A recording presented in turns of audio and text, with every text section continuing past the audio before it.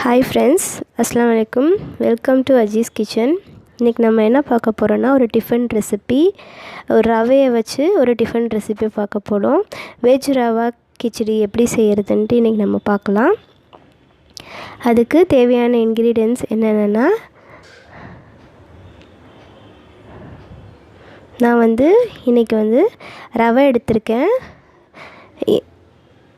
நான் இந்த டம்ளரில் மெஷர் பண்ணியிருக்கேன். 3 டம்ளர் எடுத்திருக்கேன், 300 கிராமு. இதை ஒரு கடாயில் போட்டுட்டு 2 ஸ்பூன் நெய் விட்டு நல்லா வறுத்துக்கலாம். கலர் மாறாமல் வறுத்து எடுத்துக்கலாம்.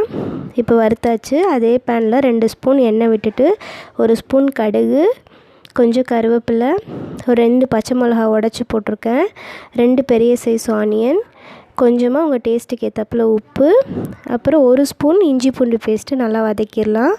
அப்புறம் 1 கேரட், கொஞ்சமாக பச்சை பட்டாணி வேக வச்சுருக்கேன், கொஞ்சமாக மஞ்சத்தூள், கொஞ்சமாக மிளகாய்த்தூள், இதெல்லாம் கலந்துட்டு கொஞ்சமாக புதினா சேர்த்துடலாம்.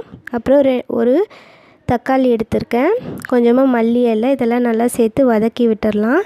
நல்லா வதங்கின பிறகு 3 கப் ரவைக்கு நான் 7 டம்ளர் தண்ணி எடுத்து அளந்து ஊற்றிருக்கேன். இப்போ நல்லா தண்ணி கொதிக்குது. இதில் ரவையை ஆட் பண்ணி நல்லா கலந்து விட்டுடலாம். கட்டி விழாமல் கலந்துக்கலாம். இப்போ எல்லாம் தண்ணியெல்லாம் இஞ்சிருச்சு. இதை கொஞ்சம் நேரம் மூடி போட்டு ஒரு 5 நிமிஷம் வச்சிடலாம். இப்போ 5 மினிட்ஸ் ஆகிடுச்சு. தண்ணியெல்லாம் வற்றிருச்சு. இப்போ இதை ஒரு சர்விங் பிளேட்க்கு மாற்றிடலாம். பாருங்கள், ஒரு சூப்பரான வெஜ் ரவா கிச்சடி ரெடி ஆயிடுச்சு. நமக்கு ஒரு சிம்பிளான டைமிங்கில் ரெகுலராக செய்கிற ரவா உப்புமாவோட இது கொஞ்சம் டேஸ்ட் டிஃப்ரெண்ட்டாக இருக்கும். கண்டிப்பாக ட்ரை பண்ணி பாருங்கள். ஃப்ரெண்ட்ஸ்க்கெல்லாம் ஷேர் பண்ணுங்கள், கமெண்ட் பண்ணுங்கள். மறக்காமல் அஜீஸ் கிச்சனை சப்ஸ்கிரைப் பண்ணுங்கள்.